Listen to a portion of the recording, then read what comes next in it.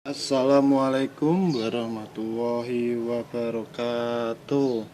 Salam untuk sobat-sobat kakek Punsin dari Muhammad Fathahilah alias Bras Patah, Bras Jatah nggih. Semoga sobat-sobat kakek Punsin sehat selalu, rezekinya lancar dan dipermudahkan semua urusannya.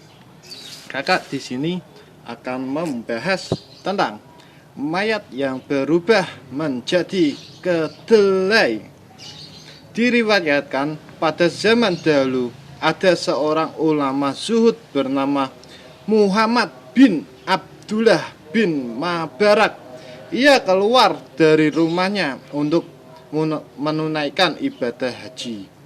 Di sana dia melihat ada seorang pemuda yang tengah asik membaca sholawat dalam keadaan ihram. Di padang Arafah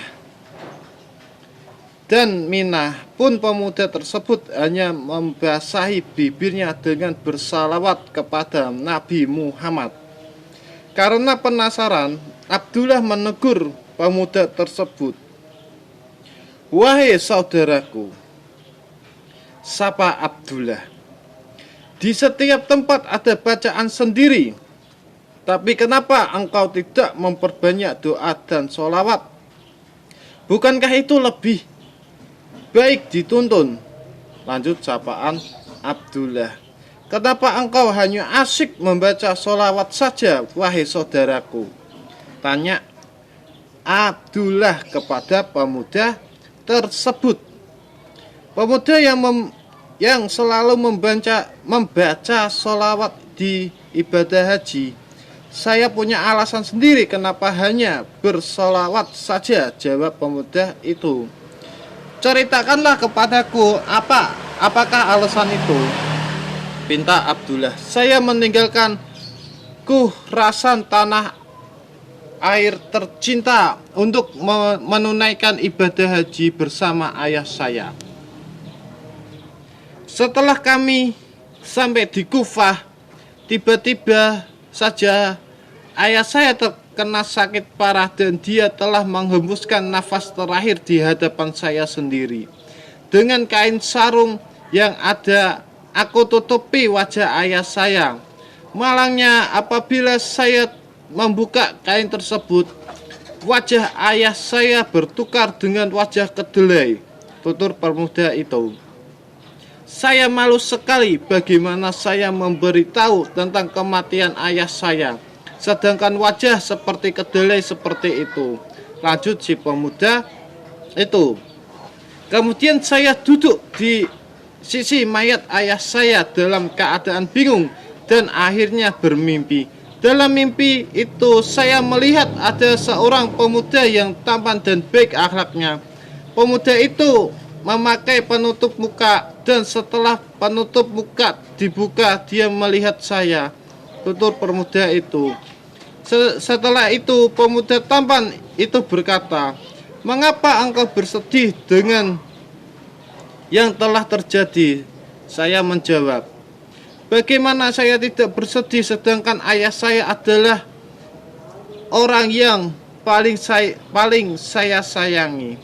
Syafaat Kanjeng Nabi Muhammad Rasulullah." Pemuda tampan itu pun kemudian mendekati ayah saya dan mengusap wajahnya sehingga wajah ayah saya bisa berubah kembali normal seperti sedia kala. Kagetnya bukan main, segera saja saya mendekati ayah dan pemuda tampan itu. "Engkau siapa?" tanya saya kepada pemuda itu. "Saya yang terpilih Muhammad," jawabnya. Saya kemudian memegangi jarinya dan berkata, "Wahai Tuan, berikanlah mengapa peristiwa ini bisa terjadi. Sebenarnya ayahmu adalah seorang pemakan harta riba. Allah telah menetapkan agar seorang yang memakan harta riba ditukar wajahnya menjadi kedelai di dunia dan di akhirat. Allah telah menjatuhkan hukuman itu di dunia dan tidak di akhirat. Semasa hidupnya ayahmu juga orang yang istiqomah mengamalkan sholawat sebanyak 100 kali sebelum tidur. Jadi, ketika semua amalan umatku dipertontonkan, malaikat telah memberitahuku keadaan ayahmu.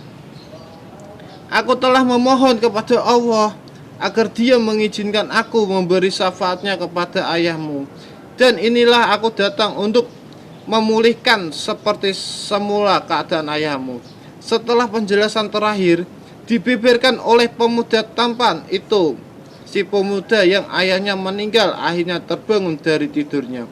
Subhanallah, rupanya aku bermimpi, kata pemuda tersebut.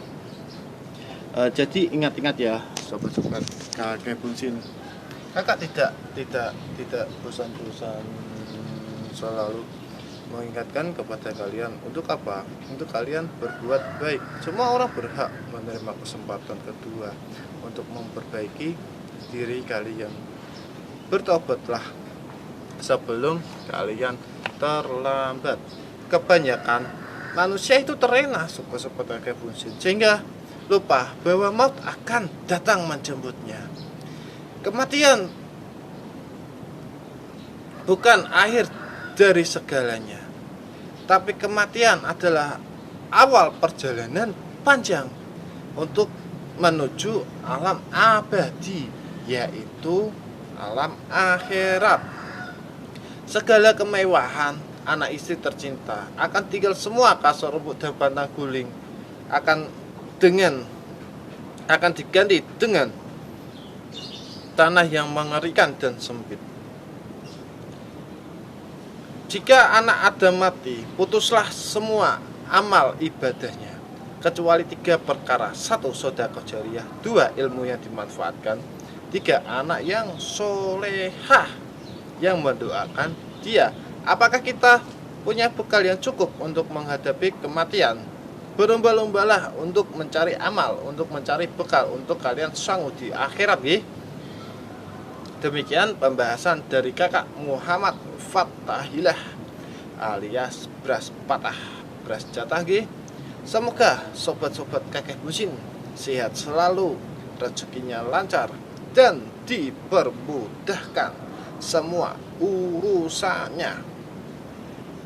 Jangan lupa like, komen, view video kakak sampai habis. Insya Allah video kakak akan berguna bagi kalian semua. Salam dari Muhammad Fattahilah alias Bras Patah Bras Jatah. Wassalamualaikum warahmatullahi wabarakatuh.